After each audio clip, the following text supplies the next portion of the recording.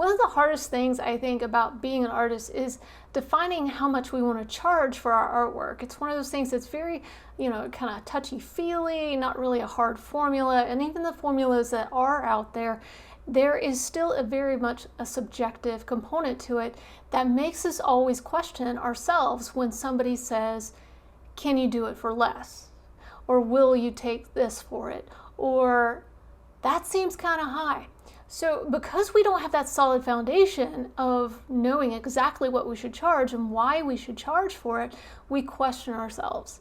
And what I want to take today is the opportunity to give you a solid foundation of how you should price your artwork so that you don't have to question yourself. You will have the logic that goes behind why you charge what you charge. And pricing your artwork is actually a very dense topic, and it's something that's not really talked a lot about. People have in the past have been telling you, oh, just go compare yourself to blah, compare yourself to somebody who does something similar. And it's very a dismissive and subjective answer. It's lazy. And so what I've done is actually wrote a book on how to price your artwork and why it really explains why the previous models don't work and have been basically causing imposter syndrome and enabling the media and galleries and so on to really take advantage of artists to keep them suppressed, so to speak, or keep it more about the personality rather than the skill level, right? So what this formula does is it removes all that subjectivity and really makes it about your skill mastery. So I'm going to actually kind of flip through this book real quick. So it is available on Amazon Kindle and on an actual paperback. Table of contents, you've got things like history of art pricing, overview of the art pricing formula, the calculation guide, which the materials that are provided in this video right now that you're going to be walked through are some supplementary materials that are referenced in this book. Use cases, frequently asked questions about the art pricing formula, and some mindset and societal norms that we kind of need to get over. And then I also added a fun little chapter about sucker taxes. I think we all go through them, and so those are a little bit about talk about vanity metrics and really what's the competitions and what's going on behind the competitions. So I would encourage you to go ahead and purchase this book. When you do purchase it, you get access to the Positive Painters community. So it's a great place to be. It's Positive Painters, and if you have questions, feel free to ask them in the Positive Painters. All right, without further ado, we're going to pop over and start talking about the history of art pricing. So when I first started painting and selling my artwork, I started selling it in 2004, and that was about after 4 years of actual instructional painting. And my prices, the prices of my artwork were like a total guess. I did no real calculations. I wasn't keeping track of cost of materials and how much time it took, etc. But because I was working and it just didn't really have time to it. It was more of a hobby, right? And I really just wanted enough to fund my hobby. It was one of those things you could buy me a canvas and a Hobby Lobby gift card, and I was like your painting slave. So that's kind of how it started way back when. But as more and more people began wanting my paintings and commissioning me for artwork, I knew I needed a repeatable process, a repeatable price point, right? And so I began to search for a pricing structure. Now, for those who don't know me, I have an undergrad degree in marketing and I hold 2 masters in business. And I worked for 15 years for the corporate world implementing various software solutions, and then ended my corporate career managing a team of project managers and implementation consultants. Throughout that experience, I saw exactly how members of my team were getting paid. And in my personal experience, I knew that skill set, experience, and title all played in the determination of salary. So that corporate structure, and I'm going to take you down to drawing here. I'm going to take you down to my paper. Just a second. Okay, so in the corporate world, there's a very structured way of calculating your hourly pay, right? And so that's just very structured. And it's based on skill set, years of experience, and whatever industry you're in. right? So as you go through your career, you're going to go up in your salary. Some people might level off, and then some people might continue on. But each year, year after year, you go through a performance evaluation and you go through this pay grade.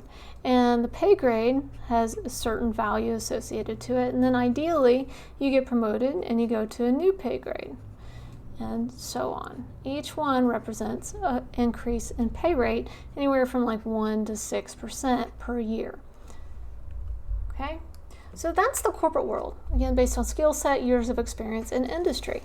What I found with the art world is that the skill set and years of experience did not play a factor in the wage that a person, an artist, uses.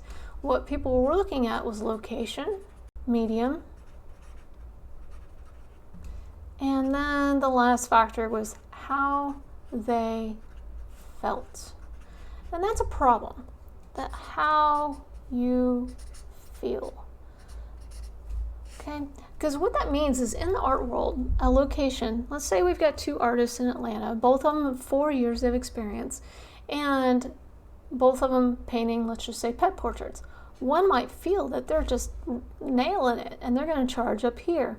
Meanwhile, another person might be feeling like they should only charge for this amount down here.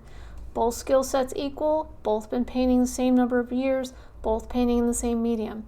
But based on how they felt, one would charge this one, another one would charge this one.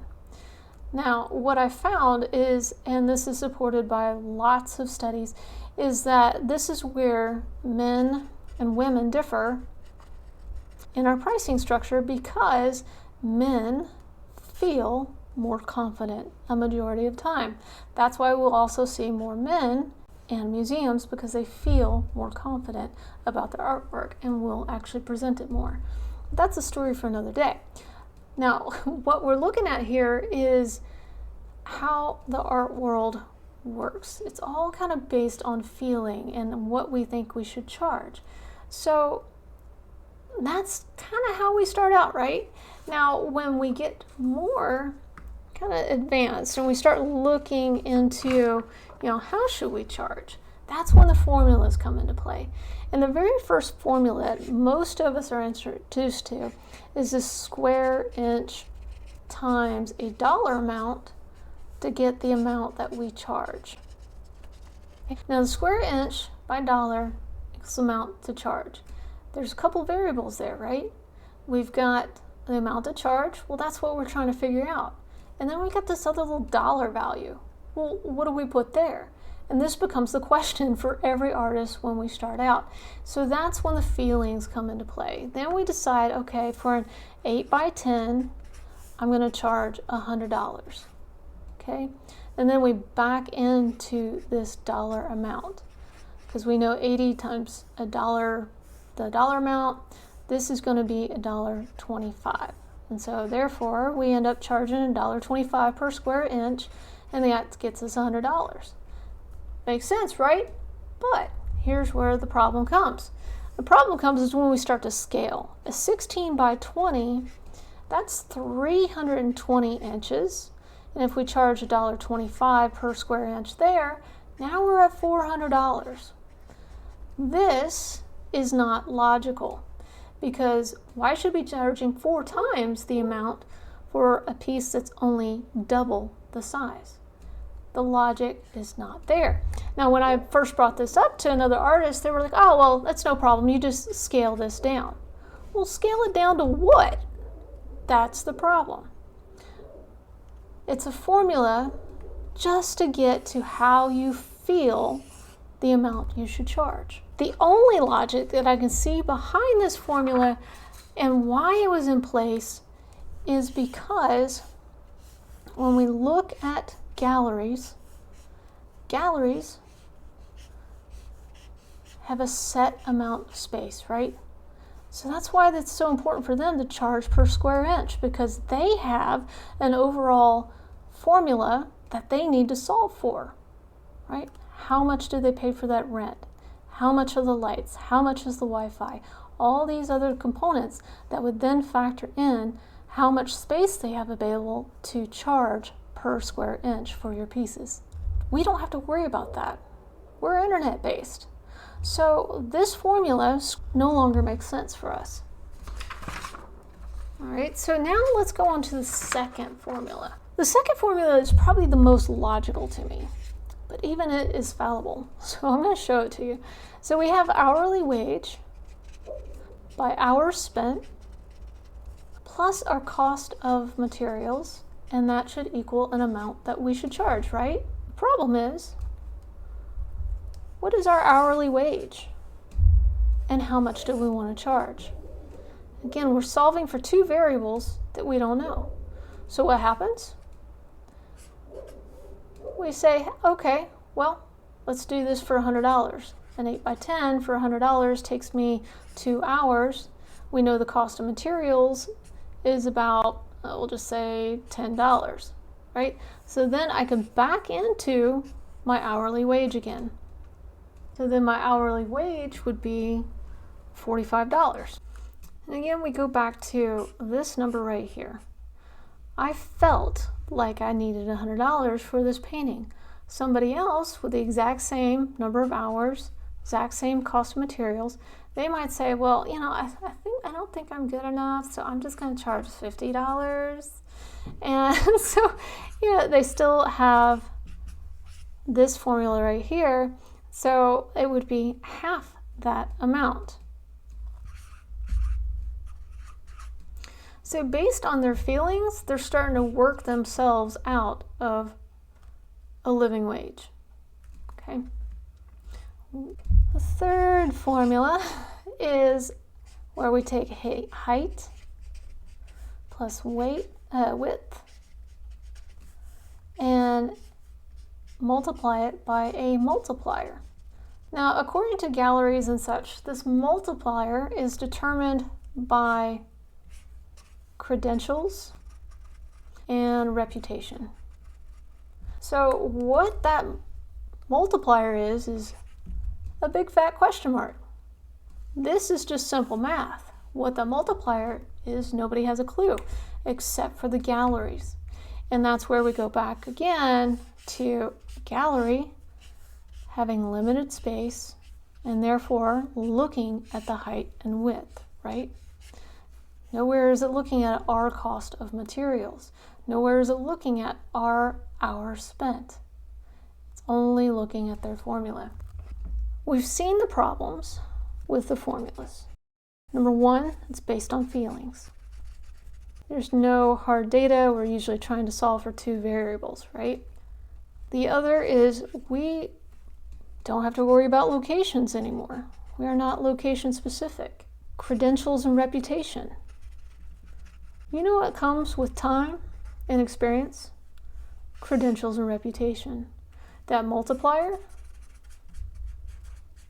comes with experience. My formula is not feeling based. My formula is not location based. And I don't give a care about credentials, reputation. What I care about is your experience. So I'm going to show you my formula. So my formula is actually a two-part formula. And so the first part is where we take our hours, so that's hours worked, times your hourly rate,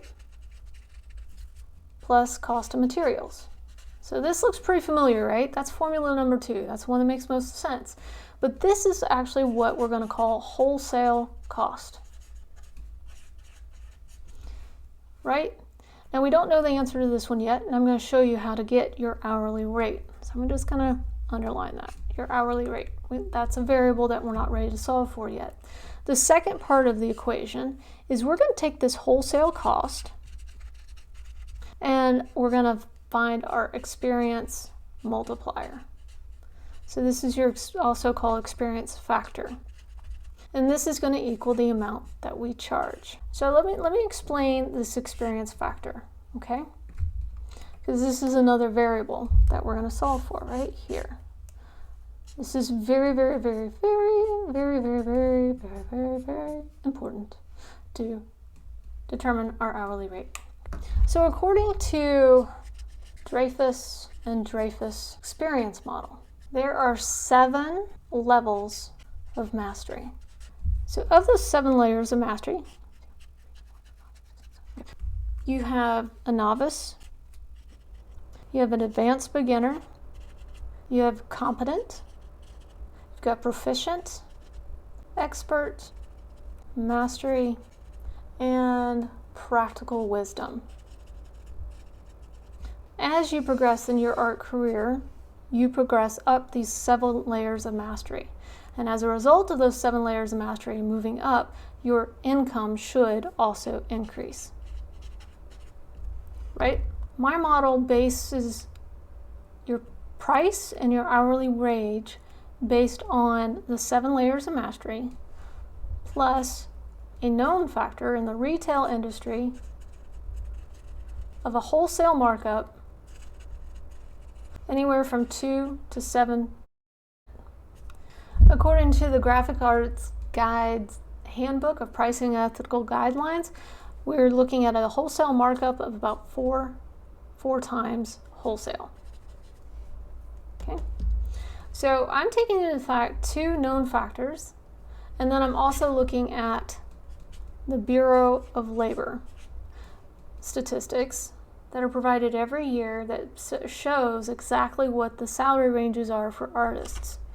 Okay, so now I'm actually going to take you over to the computer and we're going to work through this and show you real life examples of how this model comes into play and how to use it. Hey, I'm interrupting your regular scheduled program with a couple of quick little notes. If you like this content and actually want to get it ad-free on demand when you want it in a single location without ads, go to stephanieweaverartist.com. That's stephanieweaverartist.com and click on the link where you're going to get to be part of the Positive Painters. Positive Painters is an online community where you will be able to interact with me and get these videos ad-free.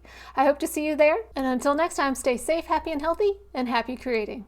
Okay, welcome to the supplementary material for the Art Pricing Secrets, Ethically Pricing Creativity, the formula that works. Okay, so what we're going to do is actually going to walk through this spreadsheet and kind of it takes you through steps 1 through 4, which are talked about in the book. If you don't have the book, I encourage you to grab it. You can get it on Amazon, and it's called Art Pricing Secrets, Ethically Pricing Creativity, the formula that works. So what we're going to do, like I said, is actually walk through this. Now we'll actually give you one more caveat. That caveat with the video that you're seeing right now is made based on the statistics from the Bureau of Labor Statistics with the base wage of 2021. As the Bureau updates their stats, I will update the actual spreadsheets that are available on stephanieweaverartist.com and supplementary material to this book. All right, with those caveats out of the way, let's get rocking and rolling. All right, over here, you will notice that I have multiple tabs. I do recommend that you bring this up in Google Docs. Google Docs or Google Spreadsheets is free to you. That's what I formatted this in, and that's what I recommend you keep it in, so that way it's available to you no matter what environment you're on. I have both Macs and PCs, so this is accessible to all of them. That's why I love Google. Anyway, so you'll notice down at the bottom, we've got step 1, determine your skill mastery. Step 2, determine year-over-year percentage change in your revenue. And step 3, hourly wage, yearly increase calculation. And then step 4, putting it all together and actually calculating the rate in which you would charge for a single piece of artwork. Okay, and then also in here are some use cases. All these use cases are also talked about in the Art Pricing Secrets book. Use cases, in case you're not familiar with that term, that is basically like proof in the pudding. Here's somebody that did it, and here were the results. So I talk about the printmaker, book illustration, landscape commission, and in the book there is, I believe, another one. But anyway, and those will continue to be updated as I get really kind of interesting stories come in and I'm interview those artists. All right, so let's start with determine your skill mastery. So what is this about? if you've read the book, if you haven't, grab it. Skill mastery is based on the Dreyfus model of skill mastery that everyone goes through, no matter what skill you are trying to achieve. And so I've modified that to go with arts. Okay, so what you're going to do is walk through this and identify your mastery level. And you just look at the description and identify the one that you're at. Once you identify that one, just kind of make a note in the book. There is a workbook section, so you can actually identify that number. This will change every year or every so often. There are some triggers identified in the book when you might want to reevaluate what skill level you're at. Okay, so you want to go ahead and select that skill level. Okay, so we're on to step number 2. Step number 2 is all about determining the percentage of increase pay rate that you should receive each year. And so in the book I mentioned that this is kind of, you need to think about yourself as like a CEO, CFO, IT person, because basically most artists are doing all the jobs of one person, and most artists, because you are the leader in that organization, should get paid in accordance as though you were a CEO. And on average, a CEO is getting about a 20% increase. However, that said, what you really need to look at is how your business is performing. And so ideally, you're increasing every year. And so what we want to do is enter in right here a full calendar year revenue. What did you make in a full calendar year? And then in the next column, you want to enter in another full calendar year, so it will calculate for you the difference. And that difference, like I said, is automatically calculated. I've got the formula in there. Don't mess with that field, okay?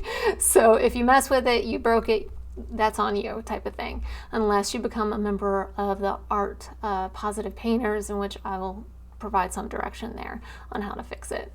Or you can just download the file again. It's kind of, there's lots of ways to do this, okay? So anyway, what you want to do is put in your values. So I'm going to say it's 20,000, and we'll put in another one of, like, let's say 30,000, okay? And so automatically calculates. That's a nice big jump, right? So because I performed well, I should be getting paid higher, right? So now we're going to go on to step number 3. Oh, one more caveat before we get off of this, and it's mentioned in the book. There are several things you want to consider. If you've never actually calculated how much you are making year over year, you're going to start this at 0. So let's just say you're at 0, and then this year you are at 0. You're going to have a 0% difference, really. Or let's just say you made $1 last year, and then you made $1 this year. You're at 0%, okay? So the point there is, if you haven't been in business, you're going to start at 0. You're going to start at the base salary. I don't care how many years you've actually been painting. That is not relevant to this actual portion here, okay? So on step number 3, let me go back here and go ahead and add my numbers. Okie dokie, 25%, we'll go with that. So when I go into here on step number 3, the instructions are up top as well. So you're going to enter in the base wage identified in step 1. So if you remember in step 1, I had you write down what you were actually making here. So for me, it was going to be $23.95 in this example, $23.95. So what I'm going to do in step number 3, I'm going to enter in $23.95. And everything will calculate for you. Okay, so what this is showing is what your base rate is, and then the based on percentage increase from the previous year, what you should be charging at that level, at that skill level, and for how many years you've been at that particular skill level, right? So let's say I've been proficient, which is the skill level I chose, for 3 years. So for 3 years, I will be charging $58.47 per hour. That's my base rate wage, right? $58.47 per hour. Now, we're going to put it all together. So I'm going to assume I've been at this rate for 3 years, and I'm going to write it down. In your book, there is a space to write that down as well. So $58.47. Okay, now put it all together. What we have here, there are instructions, and this is also talked a lot about in the book as well. So what we're going to do is I'm going to enter in the canvas size. So I'll enter in the canvas size. Let's say it's an 8 by 10. It's a canvas, sure, and cost of materials. Now, cost of materials. You're going to want to put more thought into this than just your canvas, just the framing, just the shipping. There's a lot more that's identified in your cost of materials, and I go into probably about a 20 item list at least to consider for the cost of materials for each one of your pieces. And if you can't think of that right now, here's a couple examples. If you get your piece copyrighted, the copyright cost is anywhere from $65 to $85 per. So you'll want to include that in here. If you are paying business insurance and you know how many pieces you produce per month and what you need to cover, then that percentage of that needs to be added to your cost of materials. If you are printing your artwork or doing any advertising, you'll want to include that cost of advertising for that piece in your cost of materials or cost of goods. So all of those come into play here. So an 8 by 10, if I were just, a hobbyist, for example, I would probably just say an 8 by 10, all I'm really going to care about is just getting my cost back of what I put into the piece. And I don't have business insurance, I don't have any blah. So anyway, that's something that you need to consider. Website expense. All of these things are cost of materials, so it does take a minute. There's no quick and easy way to do this, guys.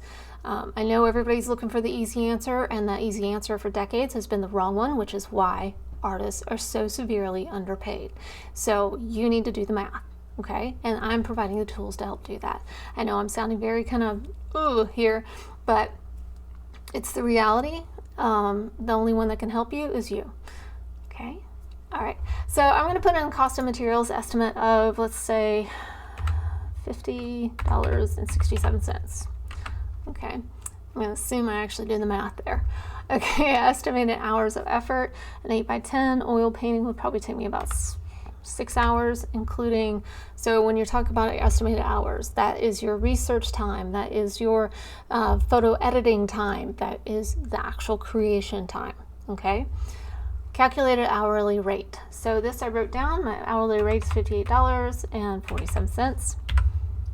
Okay, so you'll notice that some numbers started populating over to our rates. And so what this is this Formula 2, there we go. This is your hourly rate in hours plus cost of materials. This is effectively your wholesale costs. So in the book I talk about, what's the difference between a hobbyist and a professional. It's boils down to what you're going to charge.